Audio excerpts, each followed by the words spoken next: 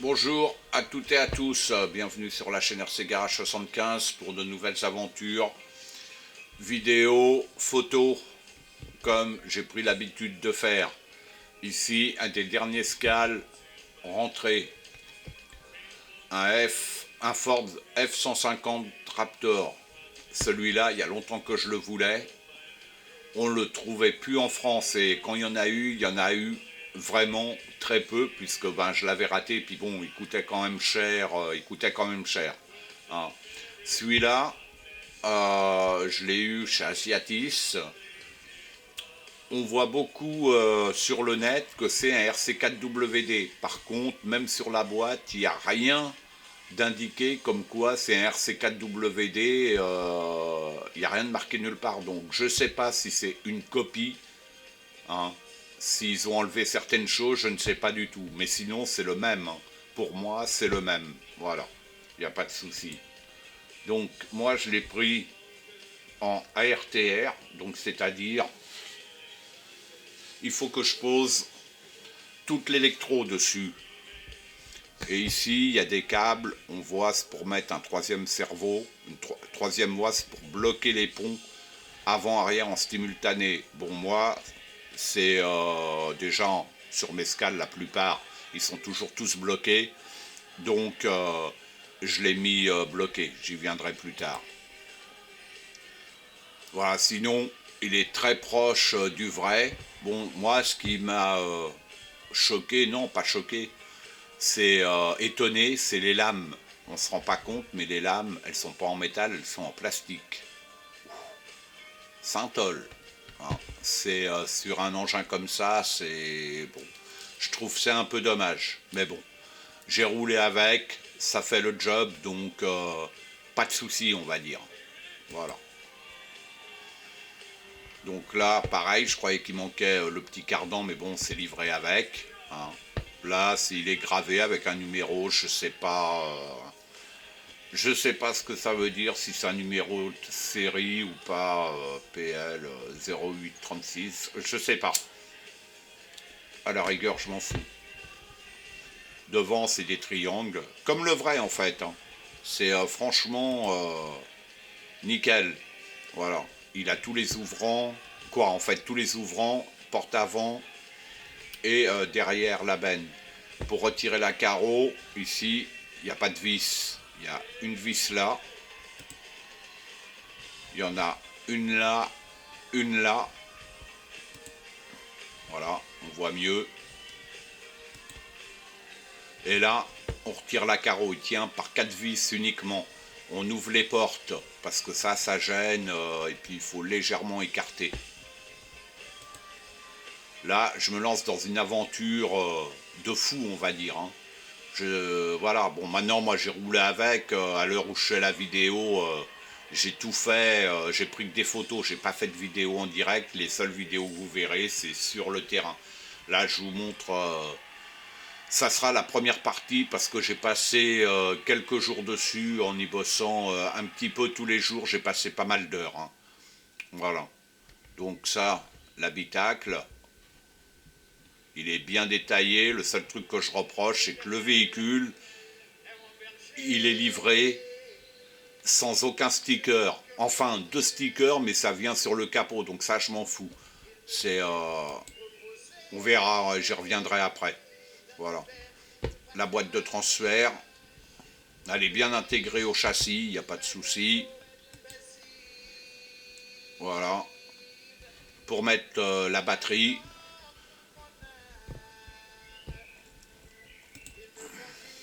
ça c'est tout ce qui est livré avec essuie-glace, le demi-cardan, le palonnier de direction, le palonnier pour le blocage de pont, quelques vis. Et ça, dans le petit sachet, sur le coup, j'avais pas fait gaffe, je l'avais mis de côté. Je reviendrai après, vous allez voir, ils sont malins. Voilà, les stickers que je disais. C'est les seuls stickers qu'il y a avec le véhicule. C'est que j'ai pas mis d'ailleurs, hein. Moi, j'aurais préféré ne pas avoir ça et avoir les stickers pour le tableau de bord. Donc la benne, elle s'enlève par 4 vis également. Donc ça va bien, mais bon, c'est fragile, attention. Hein. Voilà, les vis sont là. Voilà, là on y voit un peu plus clair. Donc là, la lipo, par contre, pour poser l'électro, en plus je précise que ce véhicule-là est livré sans notice. Donc en fait, on ne sait pas du tout, on sait pas ce que c'est. Puis bon, moi, je le déconseille aux débutants. Hein, vaut mieux connaître un petit peu, sinon on risque de pas mal galérer sur certaines choses. Pareil, pour mettre l'électro, en fait, là, il y a le cerveau qui vient là de direction. Et après, je pensais trouver une platine quelque part pour poser l'électro vario-récepteur. Il n'y a que ça devant. Hein. D'ailleurs, c'est là que je l'ai mis. Hein, donc, je ne voyais pas pour le mettre ailleurs. Le dessous, voilà. Mais sinon, comme le vrai, un châssis échelle, hein, voilà, les lames à l'avant, des ressorts à l'avant avec les bras, nickel, rien à dire. Donc moi, mon électro que je vais poser dessus, radio Kyosho, hein, avec son récepteur, vous l'avez déjà vu, cette radio-là, je l'adore. J'aime bien cette radio. Le Lobby-Wing 1080 et un Holmes 55 tours et un Savox 16 kg. Voilà. Et ici, on voit, il y a le deuxième cerveau qui vient pour le blocage des ponts. Voilà. Donc là, première chose, le moteur. Donc il faut enlever, il faut séparer cette pièce-là. Hein. Là, on voit que c'est graissé dedans, donc pas de souci. Voilà. Toutes les petites vis et le pignon qui est fourni avec. Donc là, je démonte le support moteur. Donc elles tiennent avec du frein filet. D'ailleurs, elles étaient bien serrées. Je comprends même pas vu que c'est un RTR et qu'il faut simplement juste pas les serrer quoi. Hein. Mais bon, c'est pas grave. C'est voilà, la boîte elle est déposée.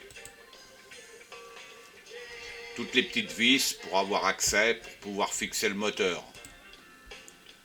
Voilà, bien graissé, pas de souci.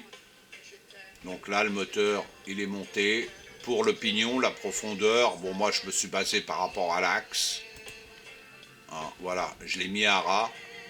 Je fais un montage à blanc, sans vis, et là, on voit qu'il y a du jour. Donc là, ça va pas. Le pignon, il tape dans cette pièce-là, dans la boîte. Donc ça, c'est pas bon. Voilà, et on voit sur cette photo que là, il y a un trou dans le fond. C'est pour laisser passer l'axe. Donc, comme là, j'avais un peu de marge, le pignon, je l'ai reculé légèrement jusqu'au moteur, à ras du moteur, en fait. Hein. Et là, je refais un essai. Voilà, le petit bout qui dépasse. Et là, il y a 1 millimètre à peu près. Hein. Je suis au maximum. Hein. Hein, pas faire toucher le pignon contre le moteur. Voilà, prêt à reposer. Et là, on voit bien l'axe du moteur qui ira dedans. Voilà, là, je l'ai juste emboîté sans le visser. Ça va nickel dessus. Voilà. Je mets 2 vis pour le fixer.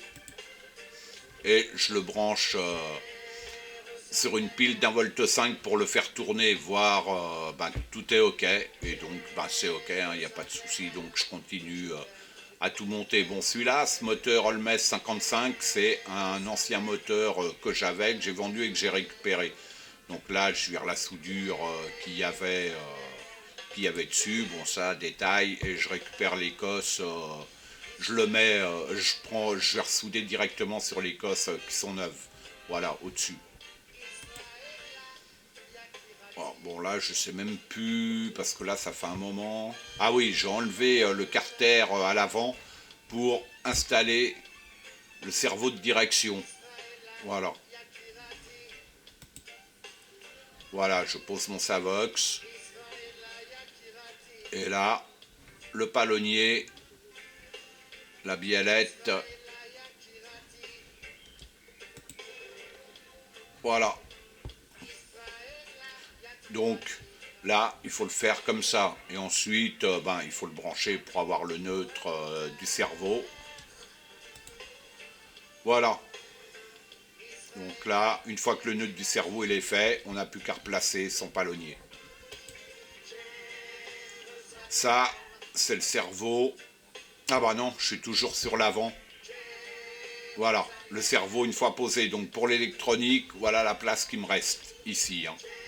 Attention à pas trop aller à l'avant parce qu'il y a la carrosserie. Voilà, donc là je place le 1080, le récepteur, et je me fais un petit essai hein, pour tout régler nickel avant d'aller plus loin. Voilà, là je sais même plus cette photo. Ouais, je sais même plus. Non, bon, bref, c'est pas grave. Donc là, j'ai remonté le support moteur, je remonte tout. Voilà. Je soude mes fils. Avant, j'ai fait un essai pour voir que les fils, que le moteur tourne dans le bon sens. Il va plus vite en avant qu'en arrière. Donc voilà, là, je soude mes fils. Comme j'ai pas beaucoup de place, je les coupe à ras et je les soude directement. Voilà. Il faut que j'économise la place. L'interrupteur, je le colle dans la partie inférieure que j'ai démonté, le protège sous le châssis. Voilà, je mets du double face et je le finalise avec de la colle à chaud pour être sûr qu'il ne se décolle pas tout simplement. Voilà, là, là c'est reposé en dessous. La protection sous le châssis et l'interrupteur il est ici. Voilà. Voilà, donc le vario, je l'ai collé sur le cerveau et le récepteur, il est là. Voilà, vous voyez, la place là, il n'y en a pas des masses. Hein. Là, je passe je fais mes réglages avec la carte comme j'ai l'habitude de faire. Voilà, j'ai repris exactement les mêmes réglages que j'ai sur le Capra, Jeep Willys, sauf que là, ce que j'ai modifié, c'est ça, F-150, c'est la rapidité en marche avant et marche arrière, parce que la démultiplication n'est pas du tout la même. Donc, il faut l'augmenter. Voilà, j'ai juste noté, c'est juste ces deux valeurs-là que j'ai modifiées. Tout le reste, c'est mes valeurs que j'ai sur mes autres véhicules. Là, je me soude la prise à 90 degrés pour l'alimentation, hein, tout simplement. Voilà. Bon, je suis pas un as de la soudure, mais je me débrouille quand même. Hein. Je vais pas vous faire un tuto, il y en a plein sur internet, et comme je vous ai dit, moi je suis pas une bête de course pour la soudure, mais ça tient, c'est le principal, voilà. Voilà.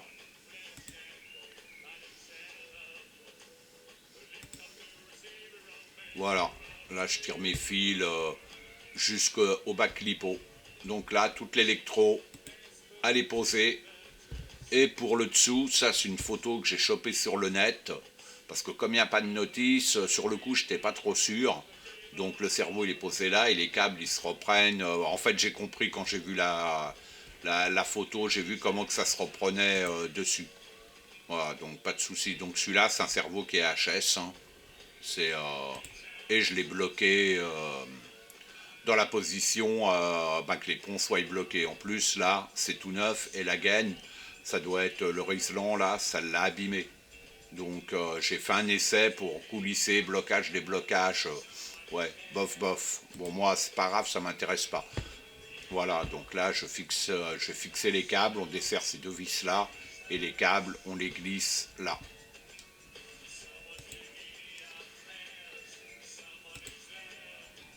Voilà.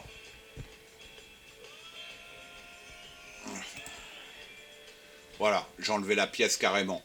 Donc un câble là, et on remonte la pièce.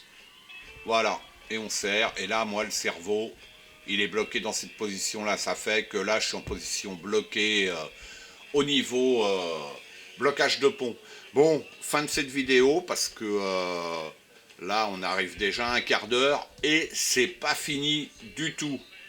je vous dis à bientôt pour la suite de cette aventure avec ce F-150. Allez, à bientôt.